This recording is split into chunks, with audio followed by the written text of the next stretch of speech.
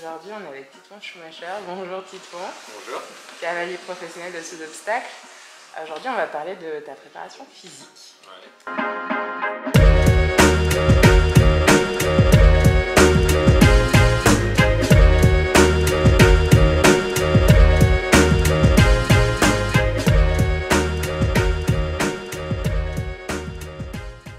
À partir de quel âge tu as commencé l'équitation et quand as-tu su que tu voulais en faire ton métier?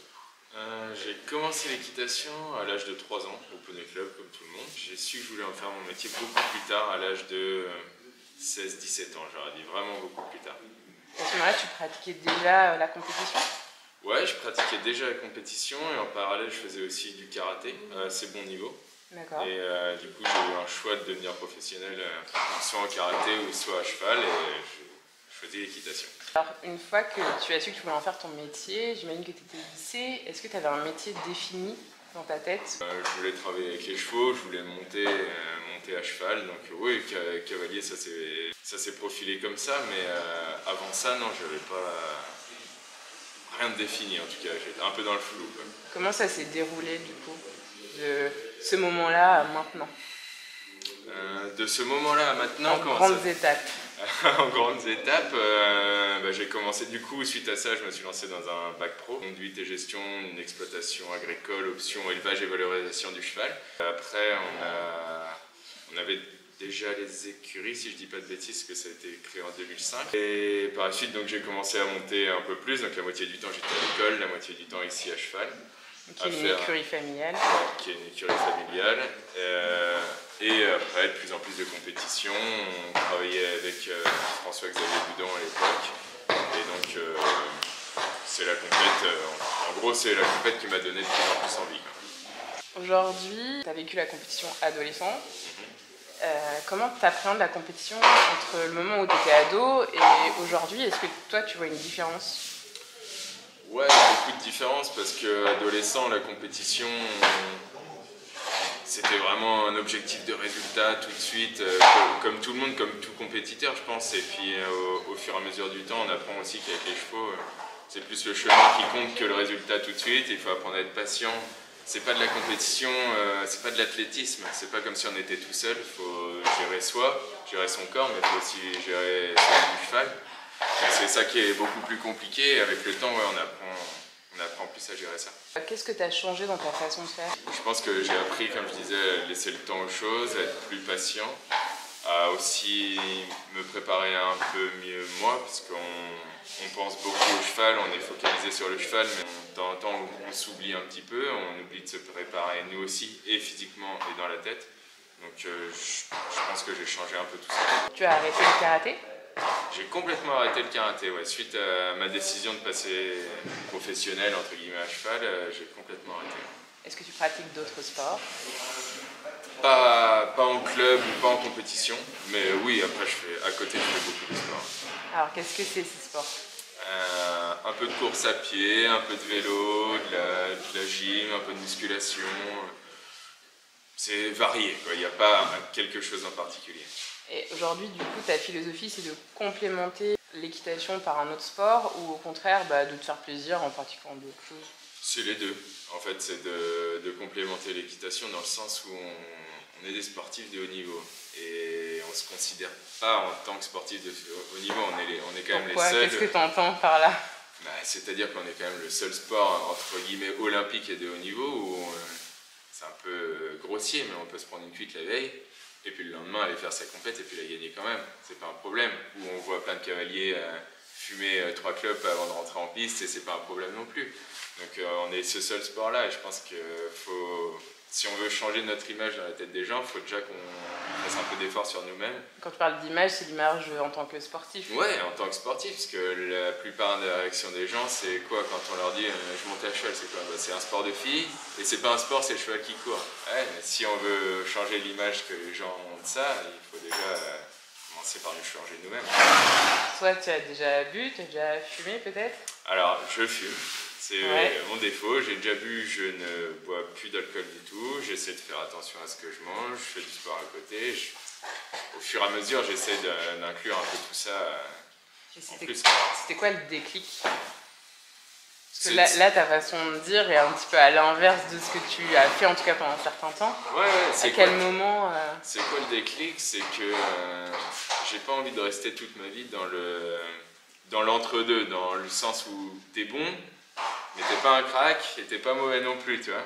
Ouais. Et donc, pour passer un cap, je pense que j'ai un cap à passer sur moi. J'ai des chevaux, les machins, j'en retrouverai des chevaux, mais si moi j'évolue pas, je peux pas faire évoluer mes chevaux.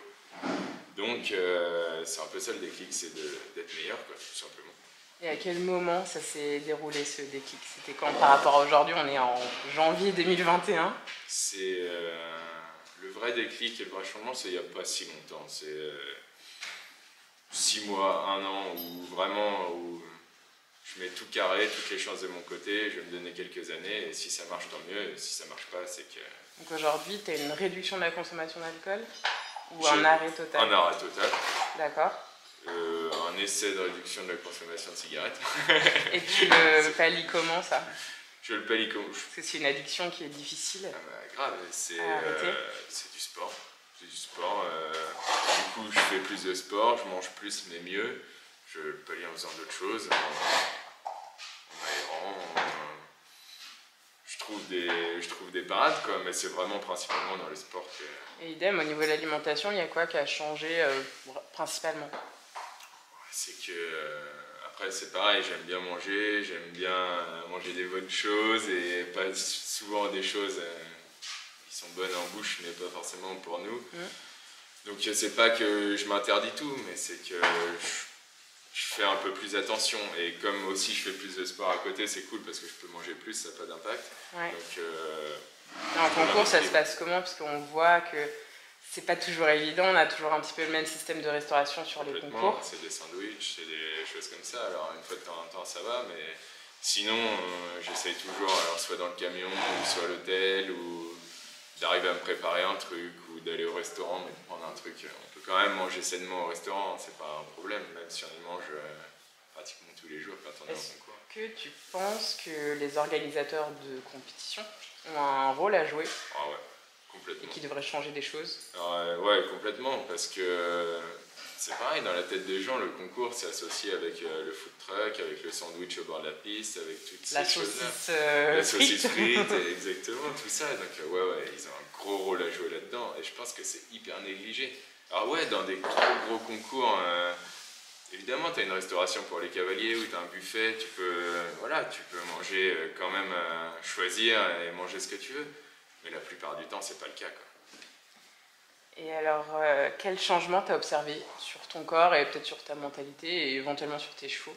Déjà, quand on fait du sport, c'est logique et c'est vrai, on se sent mieux, on se sent plus souple, le matin on se réveille, on n'est pas dans le gaz, on est tout de suite d'attaque, on se sent bien. Donc quand on se sent bien, on est bien dans sa tête, et quand on est bien dans sa tête, je pense qu'on est bon à cheval, tout simplement. C'est surtout sur le mental, je trouve que ça joue. C'est vraiment plus que sur le physique, ouais, au final. Complètement. Alors oui, tu te sens mieux dans ton corps, mais tu te sens surtout mieux dans ta tête, et je trouve que c'est... Enfin, pour moi je fonctionne comme ça, c'est vraiment important que je sois bien dans ma tête pour monter à cheval. Et alors pour toi, quelles sont tes astuces en fait pour rester motivé dans ce nouveau mode de vie qui est pas évident au final? Je pense que t'as la phase où tu essayes de prendre les habitudes, et après peut-être c'est plus simple. Ouais, c'est de rester motivé, j'espère que ça va arriver, mais ça va être plus de résultats en compétition, et puis tout simplement que je prends du plaisir à monter plus parce que mes chevaux sont mieux, plus régulièrement, j'arrive à faire plus de choses, c'est plus facile, donc je prends du plaisir tout simplement, quoi. Et pour un amateur qui veut peut-être améliorer des choses à cheval, qu'est-ce que tu pourrais conseiller, sachant que c'est pas quelqu'un qui monte régulièrement, etc.